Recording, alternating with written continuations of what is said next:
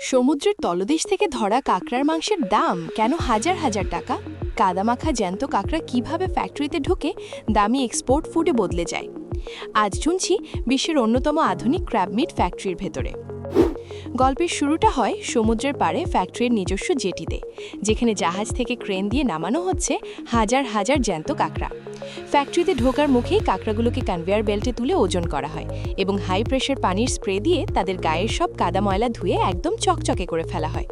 এরপর শুরু হয় বাছাই পর্ব।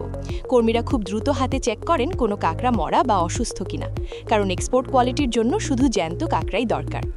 এরপর কাঁকড়াগুলোকে বরফ শীতল পানির ট্যাঙ্কে ফেলে সাময়িকভাবে অজ্ঞান করা হয়, যাতে প্রসেসিংয়ের সময় এরা ব্যথা না পায়। অজ্ঞান কাঁকড়াগুলোকে বড় বড় ঝুড়িতে সাজিয়ে বিশাল স্টিম কুকার বা হিটারের ভেতর ঢুকিয়ে দেওয়া হয়। গরম ভাপে সেদ্ধ হওয়ার পর এদের রং পাল্টে ধূসর থেকে একদম টকটকে লাল হয়ে যায়। রান্না শেষ হওয়া মাত্রই ঠান্ডা পানির ঝর্ণা দিয়ে এদের শরীর জুড়ে নেওয়া হয়, যাতে মাংস শক্ত না হয়ে যায়। এরপর কাঁকড়াগুলো চলে যায় ফ্যাক্টরির সবচেয়ে সুরক্ষিত ও পরিষ্কার জোনে, যাকে বলা হয় ক্লিন রুম। এখানে কর্মীরা এবং মেশিন মিলে খুব দ্রুত কাঁকড়ার শক্ত খোলস ছাড়িয়ে ফেলে। ব্রাশ দিয়ে পরিষ্কার করে ভেতরের নাড়িবুড়ি ফেলে দেওয়া হয় এবং মেশিনের রোলার দিয়ে চাপ দিয়ে শরীরের ভেতরে সাদা মাংস বের করা হয়।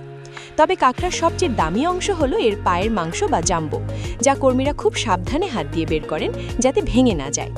মাংসের সাথে যাতে কোনো হাড় বা খোসা না থাকে, তাই এগুলোকে লবণ পানিতে ভাসানো হয়। এতে হালকা মাংস ভেসে থাকে আর খোসা ডুবে যায়।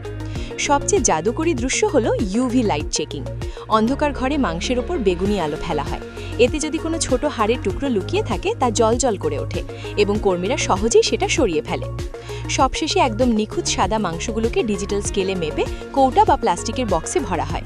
মেশিনের সাহায্যে বাতাস বের করে ভ্যাকুয়াম সিল করার পর এই প্যাকেটগুলোকে আবারও গরম পানিতে ফুটিয়ে জীবাণুমুক্ত বা পাস্তুরায়ন করা হয়, যাতে দীর্ঘদিন ভালো থাকে।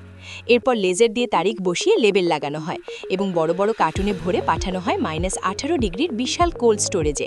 সেখান থেকে জাহাজে বা বিমানে করে এই দামি কাঁকড়ার মাংস চলে যায় বিশ্বের নামি দামি রেস্টুরেন্টে, যা হয়তো আপনার প্লেটেও একদিন সাজানো থাকবে।